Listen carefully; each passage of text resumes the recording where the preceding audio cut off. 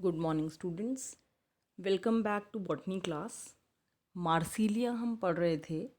पिछले वीडियो में मैंने आपको एचएलएस, वीएलएस और वीटीएस स्पोरोकार्प का किस प्रकार से सेक्शन कटिंग हम करते हैं, किस प्रकार का चित्र इन तीनों सेक्शंस के अंदर दिखाई देता है, इसके बारे में आपको बताया था, जो कि बहुत ही इम्पॉर्टेंट है। स्पोरोकार्प पूछा भी जाता है और उसको आप किस प्रकार से कंपैरेटिव स्टडी करके याद भी रख सकते हैं।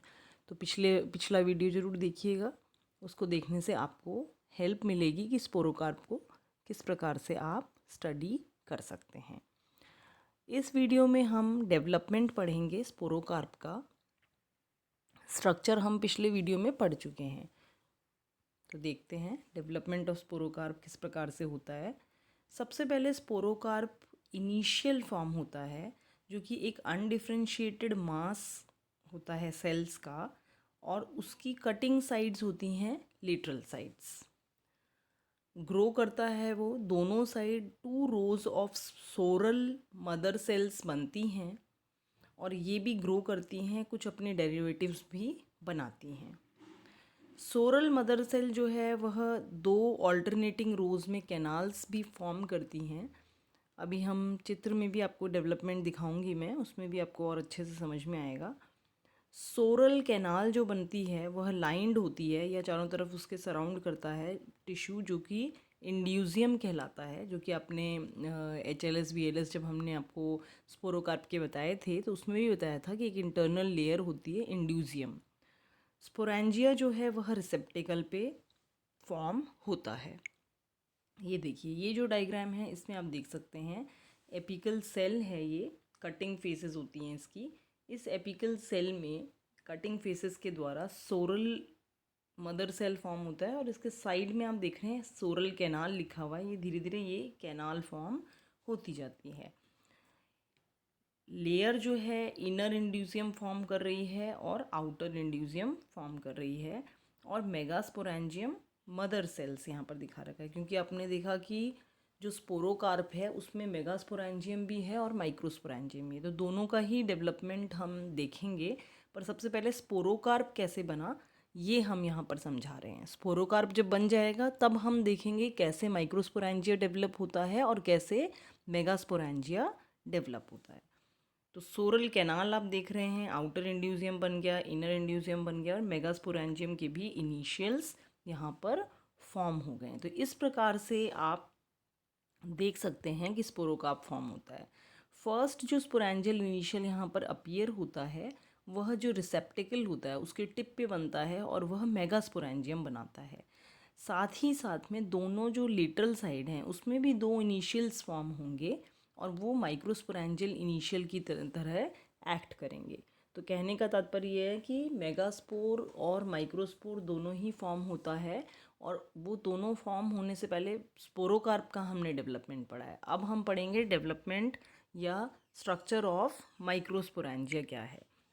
माइक्रोस्पोरेंजिया जो है ओवल स्ट्रक्चर होता है, लॉन्ग स्टॉक होती है और लेटरली प्रेजेंट होता है रिसेप्टिकल के ऊपर।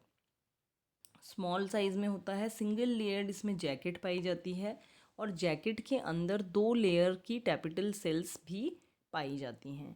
उसके अंदर सेंट्रल कैविटी होती है जिसमें कि माइक्रोस्पोर मदर सेल्स फॉर्म होते हैं। मेच्योरिटी के टाइम पे टैपिटल सेल्स जो हैं वह डीजनरेट हो जाते हैं और माइक्रोस्पोर मदर सेल्स डिवाइड करती हैं, रिडक्शनल डिवीजन या मियोसिस होता है, जिससे कि हेप्लॉइड माइक्रोस्पोर्स फॉर्म होते हैं। यूजुअली 32 से 64 करीब 32 से 64 जो है माइक्रोस्पोर्स बन जाते हैं और लिबरेट आउट होते हैं माइक्रोस्पोरेंजियल वॉल से। माइक्रोस्पोरेंजियम का अगर हम डेवलपमेंट देखते हैं कि ये जो स्ट्रक्चर आपको समझाया वह किस प्रकार से बनता है, तो स्ट्रक्चर की बात करते हैं तो सबसे पहले सुपरफिशियल सेल के अंदर एक स्पोरेंजियल इनिशियल फॉर्म होता है लेटरल साइड में। जैसा कि आपको बताया, लेटरल रिसेप्टिकल में लेटरल साइड पे माइक्रोस्पोरेंजियाज लगे हुए होते हैं, जिनमें कि माइक्रोस्पोरेंजियाज में माइक्रोस्पोर पाए जाते हैं। तो ये इनिशियल सेल जो है स्पोरेंजियल इनिशियल, ये भी लेटरली ही प्रेजेंट होगा। इसमें ट्रांसवर्स डिवीजन होता है, पहला डिवीजन ट्रांसवर्स डिवीजन होता है। मतलब मान लीजिए ये इनिशियल है, आपको पता ही है ट्रांसवर्स डिवीजन, ये इनिशियल है तो इस प्रकार से डिवीजन होगा। ट्रांसवर्स डिवीजन होने से आउटर सेल बन गया और इनर सेल फॉर्म हो गया। आउटर सेल जो है ये पूरा का पूरा, ये जो आउटर सेल है यही स्टॉक, वॉल, टेपिटम और माइक्रोस्पोर्स बनाता है। इसमें 3 सक्सेसिव डायगोनल डिविजन्स होते हैं, जिससे कि एक 3 सक्सेसिव डायगोनल डिवीजन होने से एक यहाँ पर एक तरीके से आप कह सकते हो एपिकल सेल फॉर्म हो जाता है। और वो एपिकल सेल जो है उसके 3 कटिंग फेसेस है, मतलब एक इस तरफ भी होगा, एक इस तरफ भी होगा और एक नीचे की तरफ भी होगा। 3 कटिंग फेसेस उस एपिकल सेल की होती हैं और वो हेल्प करता है स्टॉक भी फॉर्म करने में। नीचे की तरफ स्टॉक बनता है तो स्टॉक फॉर्म करने में भी एपिकल सेल जो है हेल्प करता है। पेरिक्लाइनल वॉल जो है, एक पेरिक्लाइनल वॉल फॉर्म हो जाती है आउटर फेस की तरफ एपिकल सेल के, और वह आउटर एक स्मॉलर जैकेट सेल बनाता है, इनर आर्कीस्पोरियल सेल बनाता है। आपको पता है जैकेट जो है वह सराउंड करती है या जैकेट का काम प्रोटेक्शन होता है, तो बाहर की तरफ ही बनेगा, ऑब्वियस सी बात है। तो जैकेट सेल बाहर बनता है और आर्कीस्पोरियल सेल्स अंदर बनता है। तो जैकेट सेल जो है वह डिवाइड करता है। अब एक जैकेट सेल है, पूरा जैकेट आपको बनाना है इसमें, तो एंटीक्लाइनल डिवीजन यहाँ पर होगा और उससे सिंगल लेयर जैकेट फॉर्म हो जाएगी। आर्कीस्पोरियल सेल जो है वह वापस से डिवाइड करेगा, पेरिक्लाइनल डिवीजन होगा उसमें, तो उससे 2 सेल्स बन जाएंगे, outer primary tapetal cell and inner primary sporogenous cell.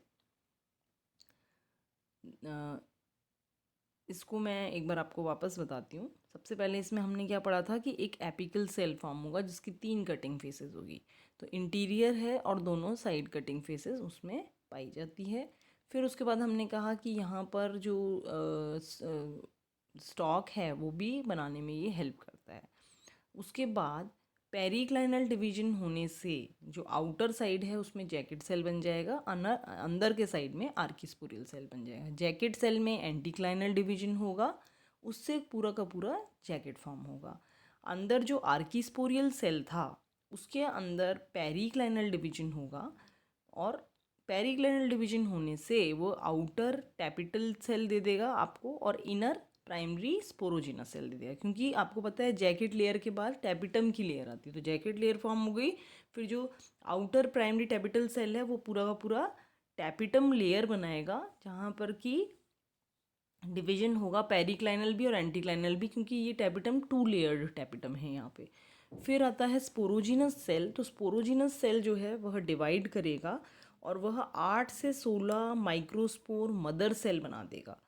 अब ये जो मदर सेल हैं ये मियोसिस करेंगे और स्पोर टेट्राड्स फॉर्म करेंगे, तो 32 से 64 माइक्रोस्पोर्स जो हैं वह प्रोड्यूस हो जाएंगे।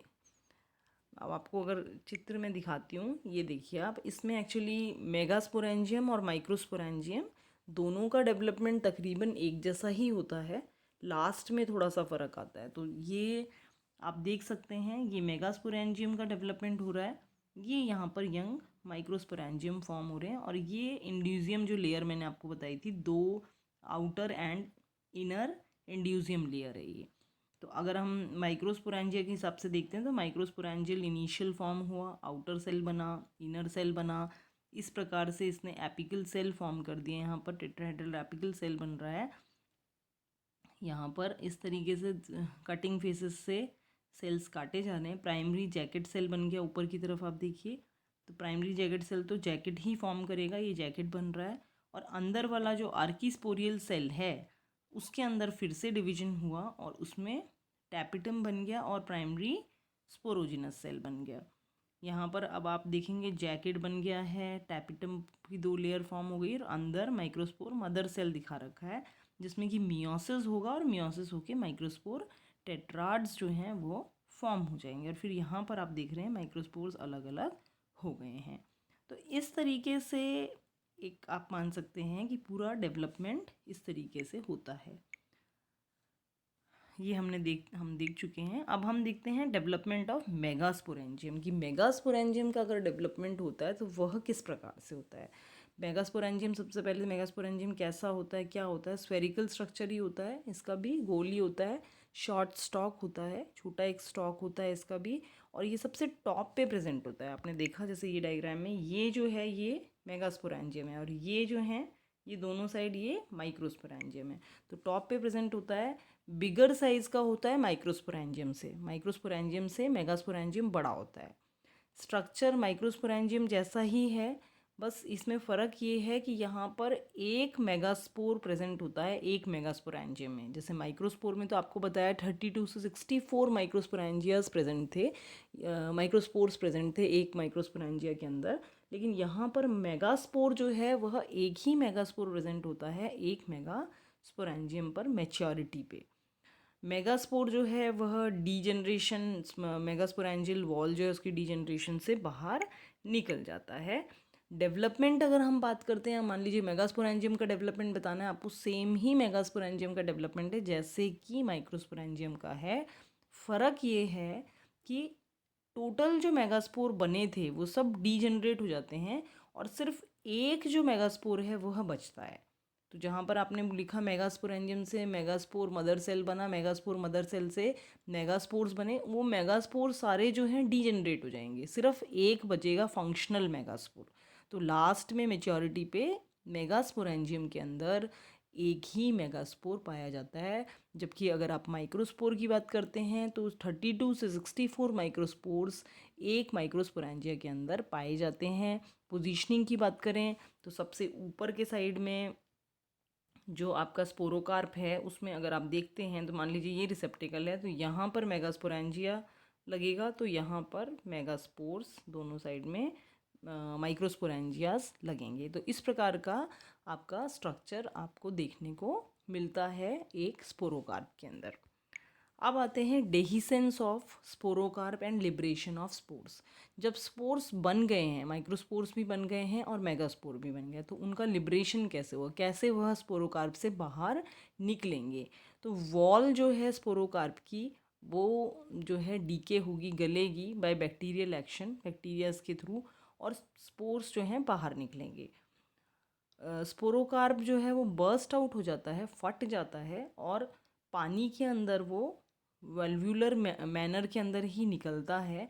और जो उसकी जेलेटिनस रिंग होती है, आपको बताया था कि एक अंदर वॉल स्ट्रक्चर, अगर आपको ध्यान हो तो वॉल स्ट्रक्चर में एक पैरेनकाइमेटस लेयर बताई थी, एक तो एपिडर्मल लेयर थी, फिर 2 लेयर्ड हाइपोडर्मिस थी। पिछले वीडियोस में मैंने आपको ये बताया है स्ट्रक्चर। और फिर उसके अंदर एक पैरेनकाइमेटस लेयर थी। तो जो पैरेनकाइमेटस लेयर थी वह जेलेटिनाइज हो जाती है, और वो जेलेटिनस रिंग जो है पानी एब्जॉर्ब करती है और एक्सटेंड करती है, और वो फिर फूल के फट जाता है, और स्पोरोकार्प जो है सोराई के साथ ही बाहर निकलता है, स्ट्रेट हो जाता है, और वो स्पोरोफोर की तरह लगने लग जाता है। और जेलेटिनस रिंग जो है ऑल्टरनेटिंग रोज़ के अंदर, जैसा कि आपने देखा कि हमने HLS VLS देखे थे, ऑल्टरनेटिंग रोज़ में आपने देखा था, जैसे HLS के अंदर ऑल्टरनेटिंग रोज़ में आपका सोराई प्रेजेंट था, तो उसी तरीके से ये बाहर निकलता है। और म्यूसिलेजिनस वॉल जो है इसमें स्पोरेंजिया की, वो ओपन होती है पानी में, और स्पोर्स जो हैं वह लिबरेट हो जाते हैं, क्योंकि पहले स्पोरोकार्प की वॉल फटेगी, फिर उसके बाद उसमें स्पोरेंजियाज हैं उनकी भी वॉल हटेगी, तब जाके स्पोर्स निकलेंगे। तो ये आप चित्र देखिए, इस तरीके से होता है। ये जेलेटिनस टिश्यू जो है वो बाहर निकल रहा है, यहाँ से फट गया है स्पोरोकार्प, और ये धीरे धीरे धीरे धीरे बाहर निकलते हुए अपने साथ में सोरल सैक लेके आ रहा है। ये सोरल सैक्स आपको यहाँ पर, ये पूरा जेलेटिनस रिंग है, ये ऐसे सैक्स इस पे लगे हुए हैं, सोरस लगे हुए हैं। अब ये ग्रुप ऑफ स्पोरेंजियाज इज सोरस, तो ये स्पोरेंजियाज हैं इसमें। अभी स्पोरेंजियाज भी इनकी भी वॉल हटेगी और डिजनरेट होगी, और वॉल हटने से स्पोर्स बाहर निकल जाएंगे। तो इस प्रकार का स्ट्रक्चर ये फॉर्म कर लेते हैं due to the help of gelatinous ring. ये जो जिलेटिनस रिंग है ये पानी एब्जॉर्ब करती है, प्रेशर पड़ता है, कुछ बैक्टीरियल एक्शन होता है, और ये बाहर निकल जाती है। और बाहर जब निकलती है तो ऑल्टरनेटिंगली सोराइज इसमें प्रेजेंट है, वो आप देख रहे हो, सोरल स्ट्रक्चर इसमें प्रेजेंट है। इन्हीं के अंदर आपको पता है सोरस का मतलब होता है ग्रुप ऑफ स्पोरेंजियाज। तो इन्हीं के अंदर आपको मेगास्पोर और माइक्रोस्पोरेंजियाज जो हैं लगे हुए हैं, उनकी भी वॉल डिजनरेट होएगी, और जब उनकी वॉल डिजनरेट होगी तभी माइक्रोस्पोर और मेगास्पोर बाहर निकल पाएंगे। तो ये हमने यहाँ पर डेhiscence ऑफ स्पोरोका आप देख लिया। अगले वीडियो में हम गैमेटोफाइट जो फेज़ है इसकी वो देखेंगे। स्टूडेंट्स मैं आपको बार बार कह रही हूँ, ये हमने यहाँ टॉपिक ख़त्म कर लिया है कि आप प्लीज़ चैनल सब्सक्राइब कीजिए और व्यू भी कीजिए। मैं देख रही हूँ इन दिनों में आप थोड़ा सा कम देख रहे हो इसको चैनल को, लेकिन आप प्लीज़ इसको देखिए क्योंकि ये फिर आपको समझ में नहीं आएगा और यही सारी चीज़ें हमारे को प्रैक्टिकल अंदर भी करनी है। तो जब भी आप महाविद्यालय खुलेगा आप आएंगे, हम प्रैक्टिकल के अंदर भी प्रैक्टिकली हम आपको करके भी दिखाएंगे, आप करेंगे इसको प्रैक्टिकली भी, तो उसमें आसानी होगी। अगर आप इनको देखेंगे आप समझ पाएंगे तो आपको और अच्छा समझ में आएगा। तो प्लीज़ जिन्होंने चैनल सब्सक्राइब नहीं किया है सब्सक्राइब करिए उसको, ताकि आपको नोटिफिकेशन आए, आप सारे वीडियोस रेगुलरली देख पाएँ। और जो भी स्टूडेंट्स अभी इन दिनों में नहीं देख पाए हैं वीडियोस, वो प्लीज़ पीछे से पूरे वीडियो सीक्वेंस में लगे हुए हैं। पूरा मार्सिलिया वगैरह सारे जनरास में कवर कर चुकी हूँ। ये हमारा टेरिडोफाइट का लास्ट जनरा है, तो आप इसको प्लीज़ देखिए ताकि आप समझ पाएँ और इसको किताब से भी पढ़ने की कोशिश करिए। नहीं कोई चीज़ समझ में आती आप मुझसे पूछ सकते हैं, फ़ोन कर सकते हैं या कमेंट बॉक्स पे भी लिख सकते हैं, जैसा भी आपको सही लगे। तो आप पढ़िए। Thank you so much.